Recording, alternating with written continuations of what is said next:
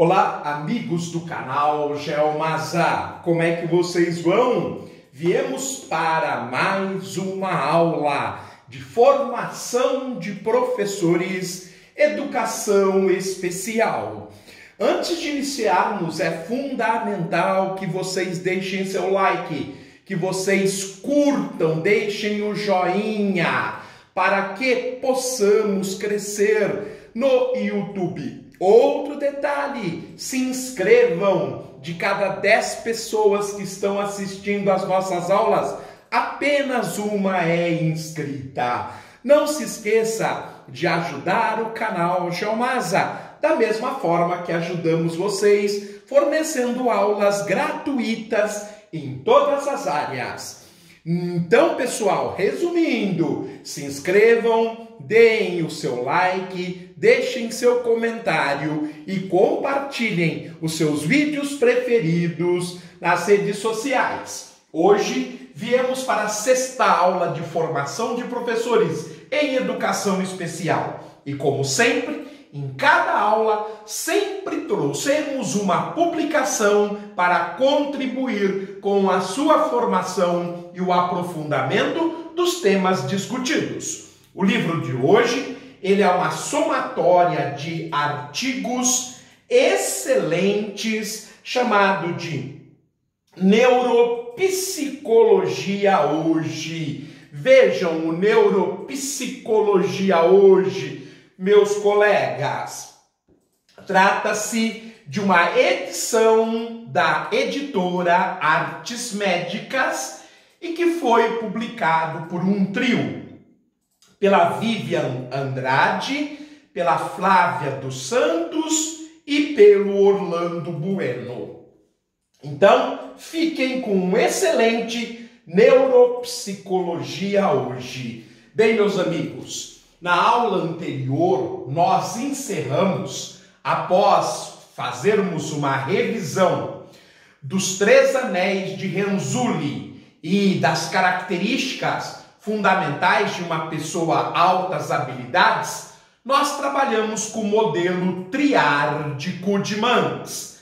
Na sequência, começamos a apresentar a vocês as chamadas 13 inteligências, que nós separamos em 4 famílias. Hoje começaremos a falar um pouco mais destas inteligências. Pois bem, gente, a primeira família é a família de inteligências analítico-simbólicas. Estas todos vocês conhecem, porque são as inteligências trabalhadas na escola. Isto mesmo, gente, na nossa rede de ensino, nas nossas escolas, das 3 inteligências conhecidas, no máximo 3 são contempladas. Porém, estas 2, sem dúvida nenhuma, são estimuladas para que academicamente o aluno siga sua carreira, que é o domínio formal da língua, a capacidade de interpretar um texto, de transformar suas ideias em um texto, de se comunicar em vários ambientes. Estas habilidades fazem parte da chamada inteligência linguística, que nós encontramos abundantemente entre os escritores.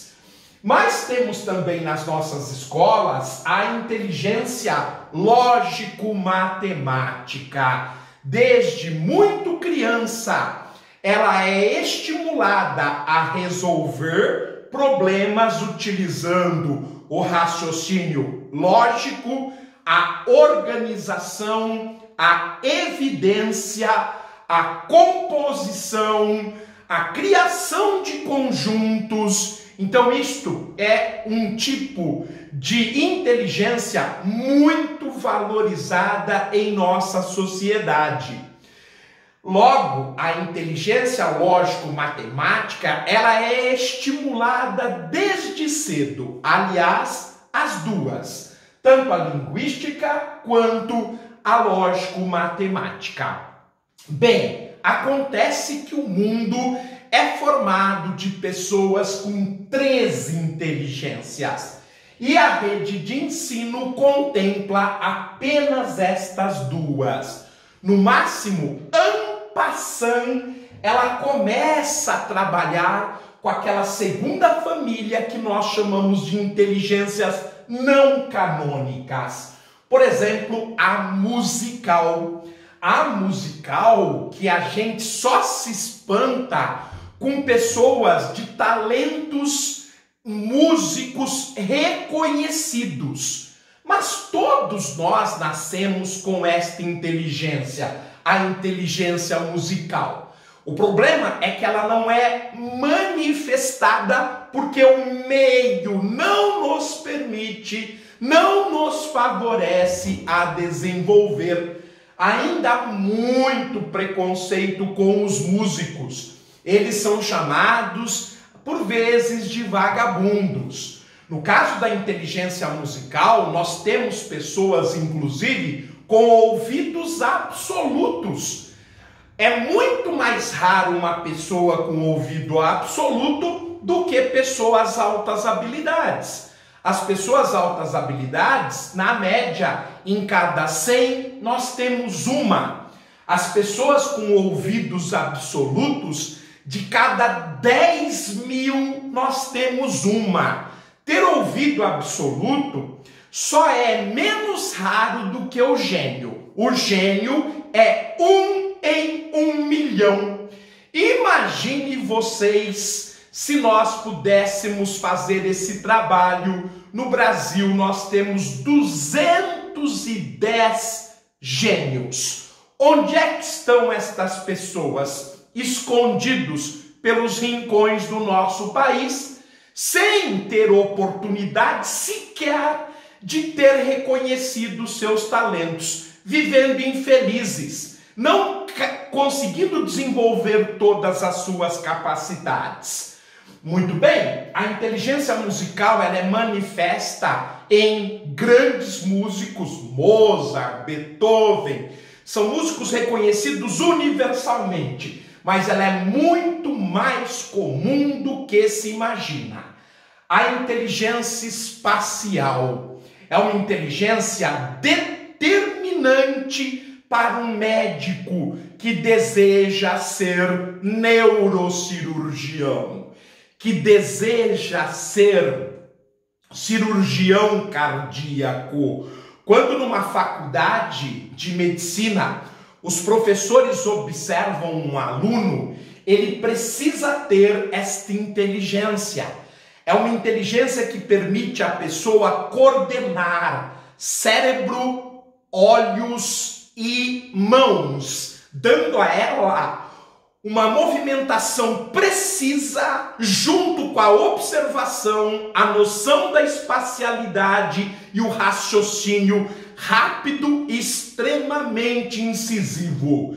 E isto é fundamental. Imagine um neurocirurgião que não consiga distinguir a área de Broca da área de Wernicke no cérebro. Ele vai operar uma pessoa que tem problema na fala, coordenada pela área de Broca, desliza o bisturi, pois não tem precisão de olho, mente e mãos, para a área vizinha de Wernicke, que controla a audição. Ora, ele foi ao neurocirurgião para melhorar a fala. O aparelho fonológico saiu de lá com 2 problemas. Além de persistir o problema da fala, agora ele está com problema de audição, controlado pela área de Wernicke.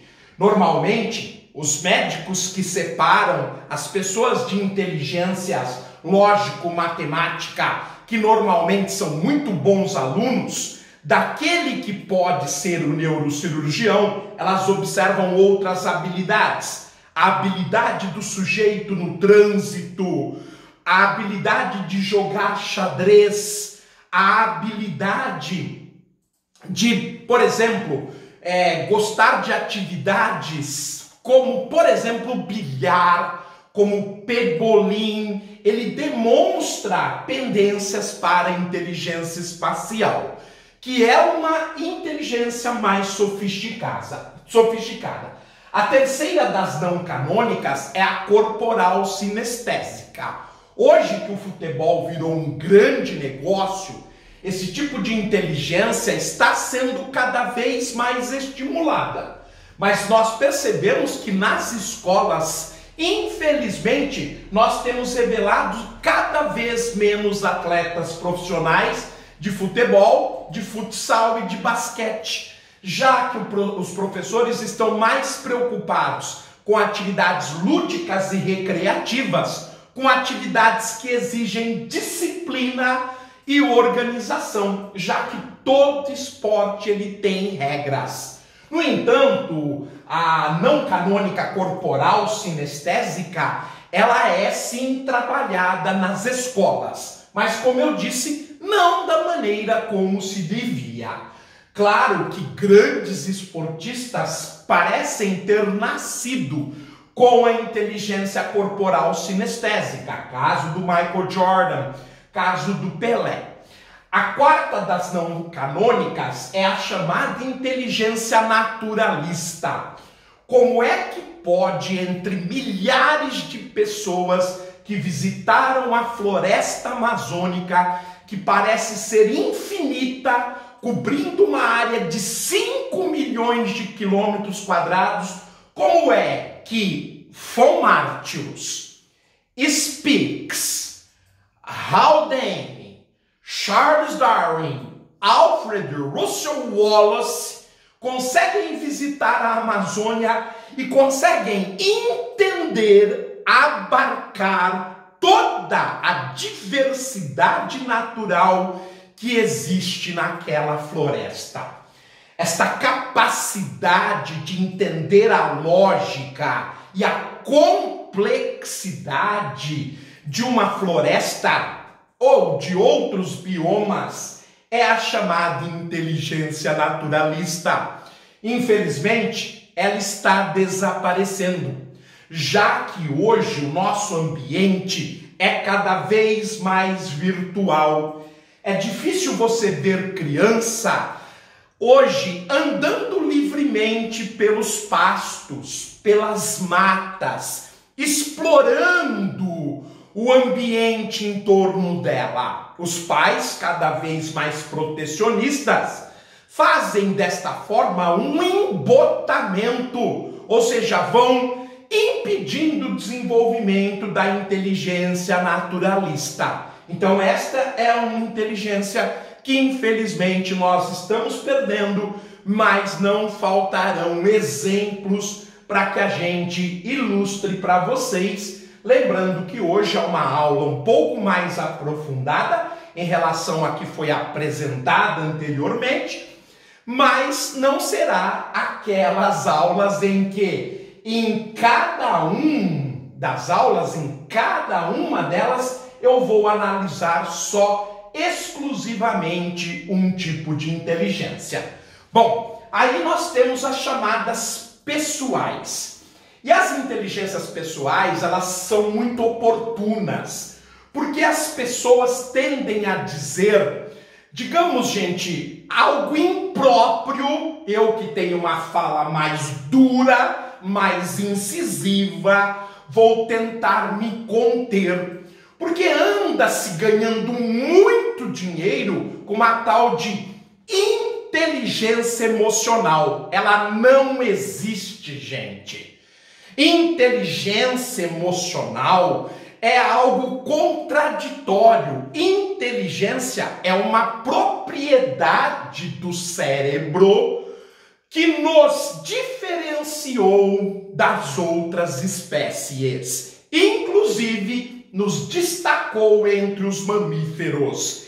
Emoção é outra propriedade do cérebro, tanto é que elas fazem parte de cada um dos nossos 3 cérebros. Sim, nós temos 3 cérebros.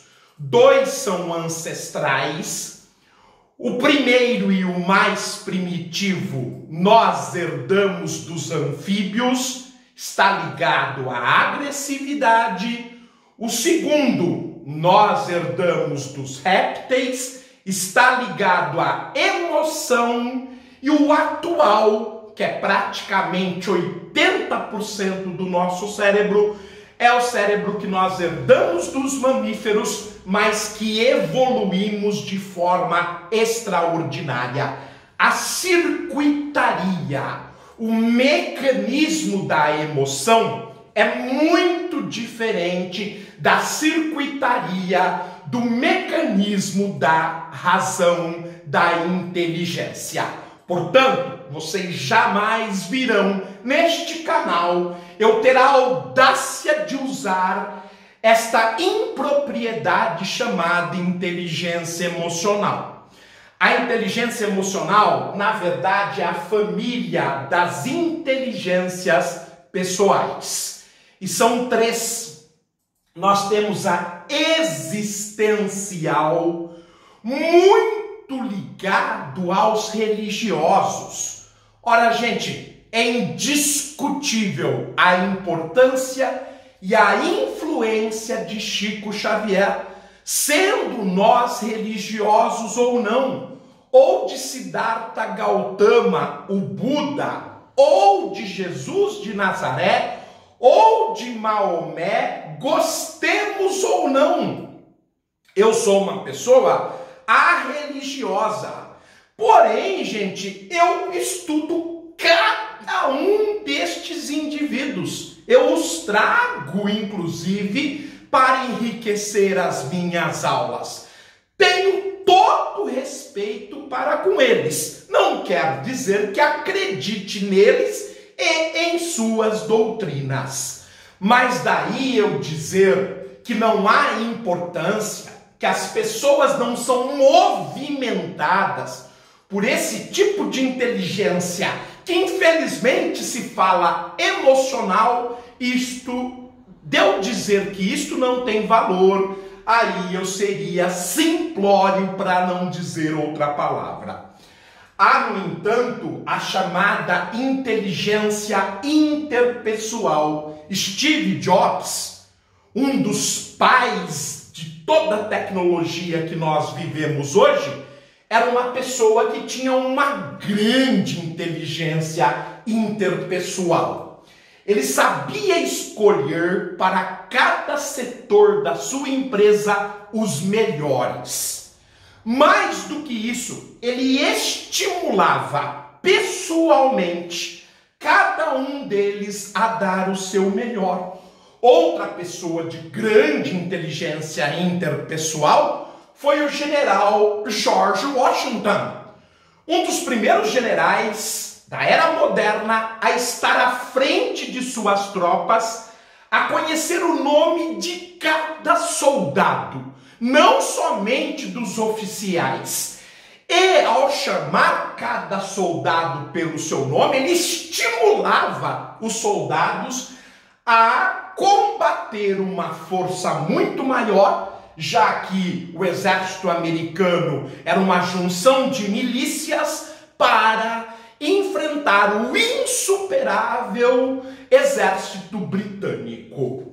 Já a inteligência intrapessoal, ela está ligada à propriedade de pessoas que conseguem mergulhar dentro da mente do ser humano e curar e fazer uma faxina.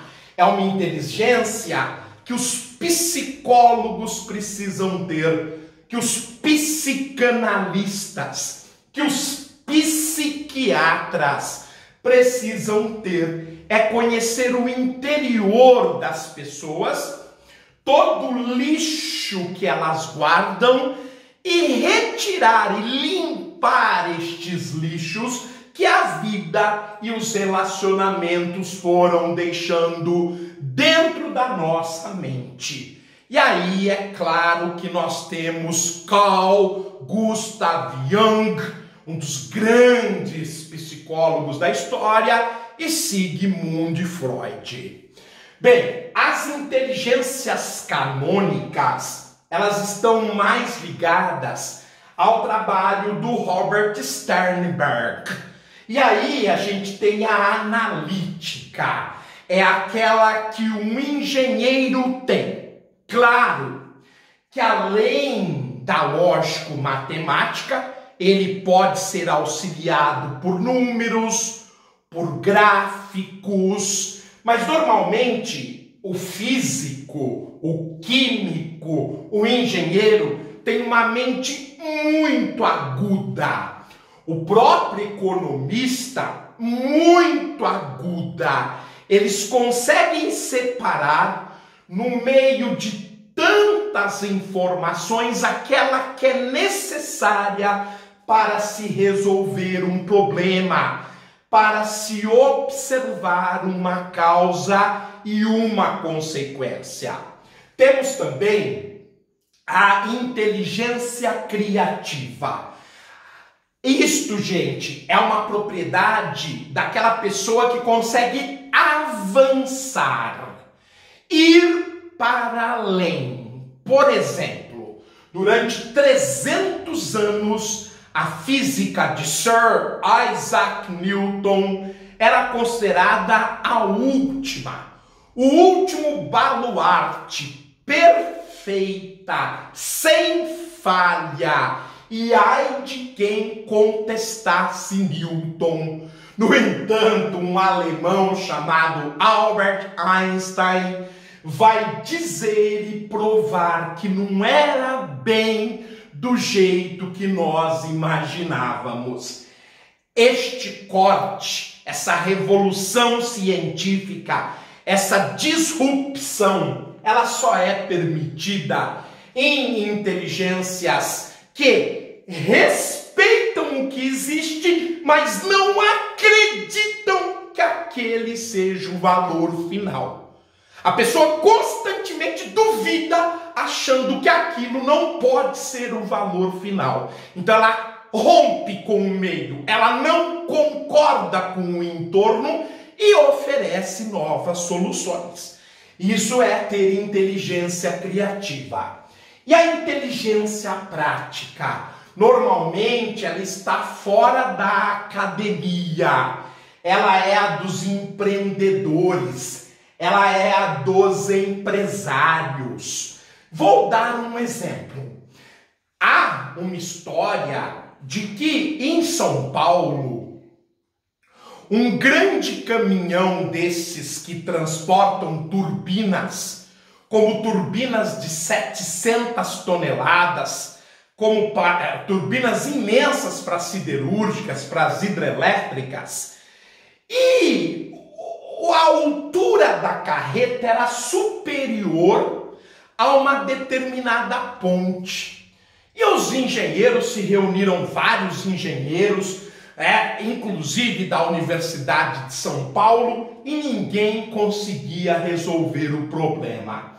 Até que um menino passando gritou na calçada: "Ei, é só esvaziar os pneus." Um olhou para o outro e falou: "Não é possível." E esta foi a solução. Eles esvaziaram os pneus, ficou na roda, passou pelo pontilhão, depois encheram os pneus. Então esse é um exemplo de inteligência prática de forma extraordinária. É a inteligência do Bill Gates, é a inteligência do Wernher von Braun, que foi o pai da NASA.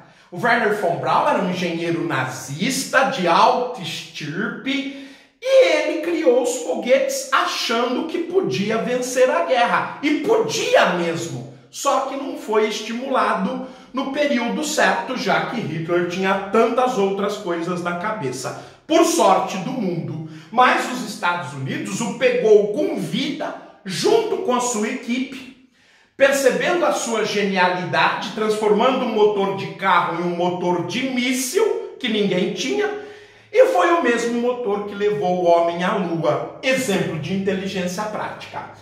E hoje, gente, vem aparecendo uma inteligência chamada sintética. O que é inteligência sintética? É a do mundo virtual. Ela está substituindo a naturalista. No passado, seu avô, se ele era da roça, se ele era do campo, você notava que ele olhava para as nuvens e conseguia prever o tempo. Isso na experiência, na observação, na convivência com a natureza. Hoje nós mal olhamos para o céu.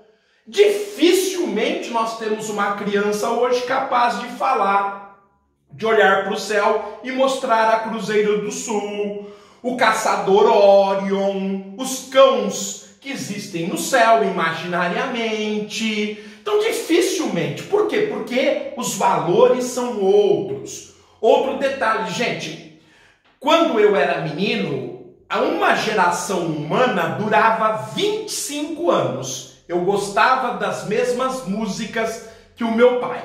Hoje, uma geração humana dura 5 anos. Isto mesmo. Por isso que, às vezes, você que está me ouvindo tem 18 anos e não consegue entender o seu irmão de 13. E o seu irmão de 13 não consegue entender o irmão de 8. Porque houve um acelerar geracional impressionante, para o bem ou para o mal. Mas o pior é que quando eu era guri, o conhecimento humano dobrava a cada 10 anos. Hoje o conhecimento humano dobra a cada 1 ano, a cada 12 meses. Este imenso volume de informação está mudando o jeito de pensarmos, está mudando o jeito de lidarmos com a informação, inclusive a circuitaria do córtex cerebral. Logo, exige um novo tipo de inteligência que hoje nós chamamos de inteligência sintética. Os nativos digitais têm muito isto. Se você é da mesma geração que eu sou, lança um aparelho novo de celular e de computador, parece que esses meninos, eles aprendem intuitivamente. Ninguém explicou para eles. De repente, em um dia, eles sabem mais sobre o computador novo e sobre o celular novo do que o dono. É uma coisa impressionante. Isso está ligado, claro, à inteligência sintética. Bem, pessoal, na aula de hoje, nós apresentamos as 3 inteligências. A partir de agora, para as próximas aulas, e aí eu vou trazer figuras, eu vou projetar lá na televisão para vocês, igual eu faço no Conversando, eu vou trazer figuras com os exemplos e vamos discutir cada uma das 13. Lembrando que eu também vou falar sobre os 3 tipos de cérebro, sobre circuitaria e vou continuar a provar que inteligência emocional é algo que não existe, é midiático, é para espertalhão ganhar dinheiro. Ok, gente? Fiquem bem, tudo de bom, até a próxima.